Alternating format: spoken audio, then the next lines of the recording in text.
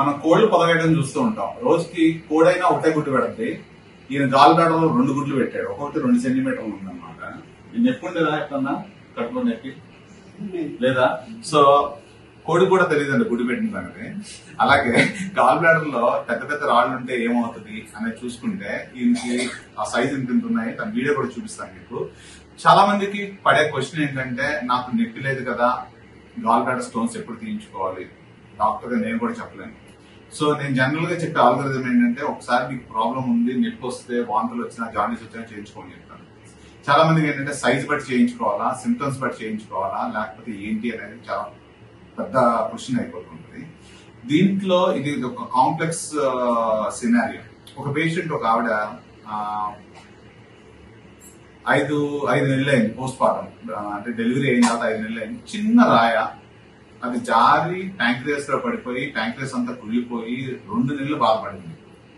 So size చిన్నదే, size ఎంత పెద్దదని కాదు, అది ఎక్కడ ఉన్నదనేది ఇంపార్టెంట్. రెండోది, దీనికి పెద్ద పెద్ద గుడ్లు ఉన్నాయి, 2 సెంటీమీటర్లు ఒక్కొక్కటి. చూసారే మీరు, చాలా పెద్దవి. సో ఈయనకైతే ఎలాంటి ట్రబుల్ ఇవ్వలేదు. కానీ అవి ఏమవుతున్నాయి అంటే, గాల్ బ్లాడర్ వాల్ కి వెళ్ళిపోయి అంటుకుపోయి కొద్దిగా గాల్ బ్లాడర్ వాల్ థిక్నింగ్ అయింది. సైలెంట్ కొలిసిస్టైటిస్ అంటాం.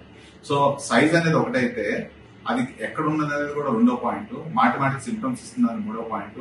జాండిస్, కొంతమందికి ఏంటంటే పెయిన్ వచ్చి వామిటింగ్ అవుతుంది. కొన్నిసార్లు ఏమవుతుందంటే చాలా ఎమర్జెన్సీ అవుతుంది. ఎమర్జెన్సీ ఎంత అవుతుందంటే గాల్ బ్లాడర్ కుళ్ళిపోతుంది. సో ఇంకో సినారియో చెప్తాను. ఒక పేషెంట్ ఇలాగే చాలా లావుగా ఉన్నారు, ఆవిడలో గాల్ బ్లాడర్ బ్లాక్ అయిపోవడం వల్ల కుళ్ళిపోయి పగిలిపోయింది. అలాంటి వాళ్ళకి ఇమీడియట్ గా సర్జరీ చేసినా మొత్తం గాల్ బ్లాడర్ తీయడానికి అవ్వదు.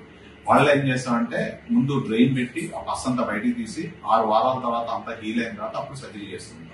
సో అంతవరకు వదులుకుంటే చాలా మందికి ప్రాణాంతకం వస్తుంది. సో డాక్టర్ గా కూడా we cannot able to determine ఈ టైంకి ఇదే చేయించుకోవాలా లేదా అనేది పెద్ద క్వశ్చన్.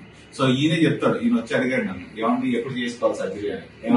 సో నా పాయింట్ ఏంటంటే, ఈ సిచ్యువేషన్ లో అవి చిన్నవి అవ్వవు. రెండోది, సేఫ్ గా ఉన్నప్పుడు తీయించుకుంటే పెద్ద మేజర్ ప్రాబ్లం ఉన్నదని నేను సజెషన్ ఇచ్చాను. ఎందుకంటే సజెస్ట్ సింపుల్ గా అవుతుంది. నాన్నగారికి కొద్దిగా పొట్ట ఉంది కదా, ఆ పొట్టతోటి మనం వేసే పోర్ట్స్ కొద్దిగా ఇబ్బంది కలుగుతాయనే ఉద్దేశంతో, ఎప్పుడైతే ఇన్ఫెక్షన్ లేదో అప్పుడు ఈజీగా ఉంటుందన్న ఉద్దేశం నేను ఇంకో ఒపీనియన్ ఇచ్చాను.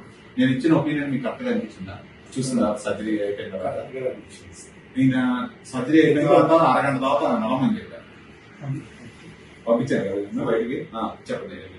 అంటే మేము ఫస్ట్ ఏమనుకున్నామంటే, చాలా మందికి గాల్ బ్లాడర్ లో స్టోన్స్ ఉంటాయి కదా, ఆ స్టోన్స్ కి సర్జరీ అవసరం లేదు అని మేము అనుకున్నాము. సో సార్ ఏం సజెస్ట్ చేశారంటే, అది ఎప్పుడైనా ప్యాంక్రియాస్ లోకి వెళ్ళినప్పుడు అది ప్రాబ్లం అవుతుంది, సో అది అవుతుంది అని చెప్పి సర్జరీ చేయకండి. సో మీ నాన్నగారు సర్జరీ చేయించుకున్నారు. చేయించుకున్న పావుగంట అరగంట బయట తిరుగుతున్నారు. నేనే నడమని చెప్పాను. జనరల్ గా థియేటర్ నుంచి రాగానే అరగంటలో నడిపించారు.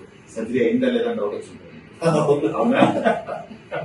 సో అదొక సినారియో. సో నేను చెప్తుంది ఏంటంటే, అది it's a difficult decision for anybody. రెండో పాయింట్ ఏంటంటే, ఎప్పుడైతే హెల్తీగా ఉంటే అవుట్కమ్స్ బెటర్ గా ఉన్నాయో అప్పుడు చేయించుకోవడం బెటర్ అని నా ఉద్దేశం. సో గ్లాడ్ దట్ దే ఎందుకంటే ఈయన అంతకుముందు వేరే ట్రీట్మెంట్ వచ్చారు, స్కాన్ వేరే చోట చేయించుకున్నారు, నా మీద నమ్మకంతో మళ్ళీ తిరిగి వచ్చి నా దగ్గర చూపించుకున్నారు. మీరేనా పేషెంట్? మా మదర్ ఆవిడ. ఓకే. సో నమ్మకంతో నా దగ్గర రావడం జరిగింది. So this is opinion day 2. మామూలు ఊరిని ఉంచాను. సో నార్మల్గా అదే రోజు పంపించేస్తుంటాను ఎలక్టివ్ కొలిసిస్టెక్టమీస్. సో నేను చెప్పదలసింది ఏంటంటే, సమ్మరీ ఒకటే రాయ పలు రకాలుగా వాడుకోవచ్చు. అద్దాలు పాల్గొట్టచ్చు, ఇల్లు కట్టుకోవచ్చు. అది మీకే వదిలేస్తున్నాం, రాయని ఎలా వాడుకోవాలని.